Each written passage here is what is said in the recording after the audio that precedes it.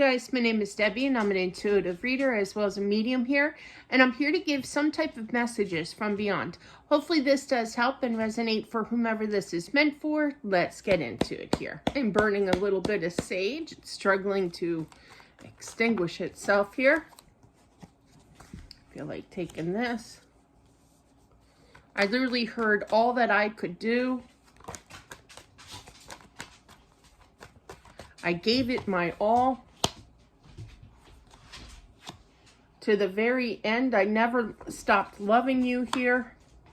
I feel that this is a person that is basically it's a male energy that passed on, obviously. And I feel that he was, I just heard efficient. I was very efficient in life, meaning that they knew how to be a handyman. They knew how to make money. They knew how to balance life and money in general. And plus, I loved all. Very pleasant energy. I did it all, you know. I literally heard that. I did it all. And I feel that they want you to know that before they're passing. Now, you do have the King of Pentacles as well as the Queen of Pentacles. That's a power couple here. So this is a very well-rounded balanced couple here, but I feel that this message is for a wife that lost her husband, and now it's just kind of like, I literally heard diminished. So everything is just diminished now. No communication, feeling lost, feeling trapped as well. The trapped feeling, what I'm feeling here with that is kind of like, I don't know what to do with myself, you know, because of this ending here. Okay. She had you, okay, the person who was hopefully resonating with this, was very, very much struggling, and rightfully so. It's hard to get past this energy of this mourning for this person, but I feel like his message is, I'm still here. I'm still here, even though I'm not of the physical realm. I'm of spirit here, and I'm around you. Don't you feel me? I feel like he visits you. I feel a living room where you sit on the couch, and I feel that you do look around. You do like kind of question yourself. They're bringing up the time when my husband was in the hospital, and his dad, who passed in 1985, my husband's father, passed then, and I had this smell of pipe smell, and the only person I knew that had a pipe growing up was my, oh God, what was his name? Oh God, that's terrible not to remember.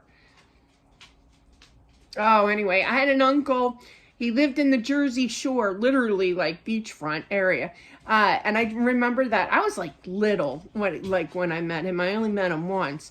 But yeah, gosh, that's going to drive me nuts. This is definitely not him, obviously. But it's kind of like you're going to like smell something, because this pipe smell was only used by this uncle, right? And then it hit me, and because I kind of like just shrugged it off when I smelled that in the hospital, because I'm like, that's not, you know, whatever, you know, you're not supposed to smoke in here, you know. And then I kind of brushed off, and he knew it too, that I brushed him off. And then all of a sudden, bam! This big puff of smoke smell, pipe smell, just came right into my face. Like he was blowing it intentionally in my face to get my attention. And that's when I knew. I realized then that it was his dad, my husband's father, who passed in 84, smoked a pipe. And that was him. So I put two and two together. But anyway, so it's kind of like this energy. I did ask my husband, how did your dad enjoy blowing that smoke, that big pile of smoke in my face? And he laughed. But yeah, so we all know what's going on here with his father. But I feel that there's this energy of either you smell something or you feel his energy. It could be smelling something, something fragrant. I just heard fragrant, that you would remember of me. Okay, so it's kind of like confusion, like, did I just do that, or did I just feel that? I mean, kind of energy. And that's him I literally heard working his magic, and he just laughed. So But yeah, that was definitely him. I feel like you were asking for some kind of sign, some kind of, to be known that he is definitely around, and that was your sign right there. And he's pretty proud of himself, I have to say, too. Yeah. He's not going anywhere. He's not going anywhere. And if you do move as well, I do feel a little bit of moving, maybe not just yet. There's some kind of cautiousness. There's some kind of, I can't do that because of the memories, because if I leave, he's gonna leave me, you know, even spiritually speaking. No, he'll still be there. He'll still communicate to you. He loves you to this day. Now he's switching over into the bedroom. The light's off, but I see you literally going like this and crying your eyes out, you know. Oh, sorry. He sees this, definitely. He's trying to comfort you here. I wouldn't be the least bit surprised. I feel like he's giving you like a partial hug. It's not the side chummy chum hug. It's the going in for the hug, but only with one arm around you here. But I feel that on your back, you could feel a hand of some sort. He's trying his best. He's definitely showing the action here. I literally heard going to the other side. I didn't expect this. Now that could be, I'm feeling it's more like what heaven presents itself, you know, the afterlife here. It's nothing like I imagined. Nothing. There's no drama. There's no fighting. There's all calm and everything. And it's kind of like, this is a whole new world up here. Like he's used to, you know, a lot of drama, a lot of tension, a lot of worry, concern, confusion, what's going on, you know. And I feel like he actually had to, I literally heard, I had to have somebody pinch me to see if it's real or not. But yeah, once he settled, I mean, he knew, you know, but it was just so unbelievably beautiful. I literally heard that. I do feel that this could be grandchildren, though. I'm feeling it's grandchildren. I feel that he watches over the grandchildren here while they sleep. He doesn't want to disturb, he doesn't want to scare them or anything, so he kind of like creeps in. And there are times where he kind of second guesses himself if he should do that because he doesn't want to scare them. Yeah, he does definitely find, when they're having problems, one of the grandchildren's having problems with bullying, I feel. They cry, the child cries, and the grandfather here, he sees all this happening, and I feel like he wants something done about it. Or he's going to, I literally heard, or I'm going to take care of it myself. I feel like he prays for this child that things will get better. He's chatty. I like him.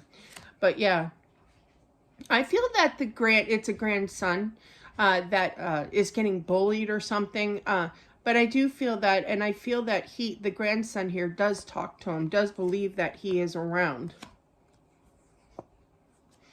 And I feel that the stories that this grandson tells him is about his day at school. There's some kind of, something really needs to take care of. That's one thing I will not tolerate. And I'll probably be like him one day on the other side. And I'll be like, how dare you go after my kid? You know, like I'm mother hen 110%. So, but I feel like he gets bothered because it's 3 other boys. I feel that, but there's always one ringleader, you know, that takes charge. That is the head bully here. The other 2 are just kind of, excuse the term, but I heard peons. That's coming from him in regards to they just follow him because they don't, oh my gosh, you're vocal. Because they don't have a brain for themselves. Okay. Okay. All right. Calm down. But yeah, no, he's going to settle his energy here. But, you know, I feel that the wife does pray to him too, talk to him here, feels his energy, okay, is really trying to zoom in, focus in on his energy. One day you two will reunite. I'll have roses. I literally heard, or flowers. I heard roses first and then flowers. So that might be your specific go-to flower that you've always loved. I have a specific flower that I love. Red and white, well, 2 of them. Red and white carnations. Not combined, but separately, but together as a bunch, you know, red and white. I love that combination.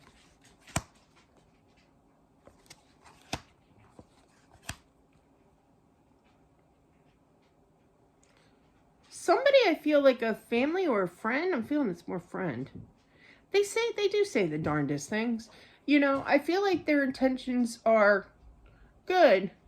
I don't know if I can say that or not, but all right, story time. So my father passed by his own choosing. Different energy, different situation, I know. But because he was, I mean, let's admit it. I can't say certain words on here, but the way that he chose to pass on, you know, I'm struggling here when I talk slower, on how to properly put things without getting in trouble with YouTube here, because there are rules. You know, people, this one lady that I knew from when I was little, she worked with my dad. You know, we were all one big happy family in the world of Xerox, you know. And she was there at his celebration of life thing, and she says, "I'm so mad at him, I could kick him right now." Like she literally said that. Now I feel like somebody was just expressing their grief over this, but they came across kind of foolish sounding. Not that my dad's friend, you know, coworker, what have you, was being foolish or anything. She was just expelling, you know, her emotions, and I feel that the wife here knows. Now I don't feel like this father, this husband, grandfather that passed on, I don't feel like he did anything foolish, you know, but I just feel like it's kind of like, this is not fair. Like somebody said that to you, and it was kind of like, really? Did you really have to say that now? Like, I'm trying to heal here, you know. But she was just having her own precious moment with expelling, you know, pent up frustration. Okay, so I feel like he's giving you the explanation, not me. But yeah, definitely. So yeah, just balance it out. You know, people have to, all kinds of people have to all kinds of express how they really feel, you know. It was just like poor timing being in front of you when she said that. So, because it can be a trigger moment, you know.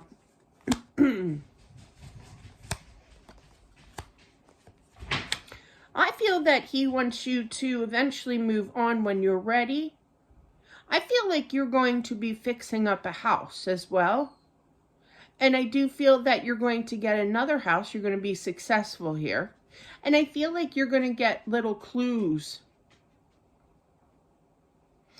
My husband had a, sorry for my husband story time all the time, but, he had a work badge, right? And I was cleaning out a box that I haven't dug into in some time, you know, and I'm digging through it. I'm like, oh, wow, I forgot I put this here. Here it was, my husband's badge for work, and it had his picture on, and I'm like, oh, you know, but you know, it made me sad for a split second, but, and laugh. And then the next, I was laughing at his goofy face because he never liked the camera. He always made like either a real serious look, or you could just tell the personality that he had during that picture. Like, I really don't want to sit here in front of this camera. Look on his face, and it made me laugh.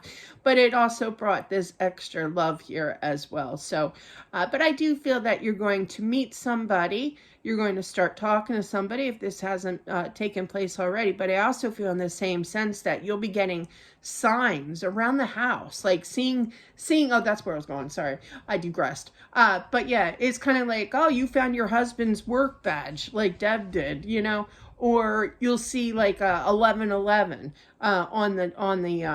on the clock, on your phone, or what have you, the microwave.